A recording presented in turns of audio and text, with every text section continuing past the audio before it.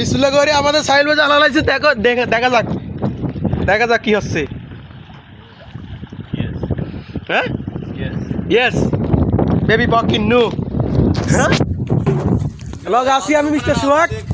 তো দেখতে আসছেন আমরা মাছ ধরতে আসি ইন্ডিয়ায় এটা এখানে ইন্ডিয়া পতাকা হ্যাঁ সাইল ভাই মাছ লন তেমন মাছ নাই তারপরে যা উঠছে এটা অনেক হ্যাঁ মাছ মাছ এখানে মাছ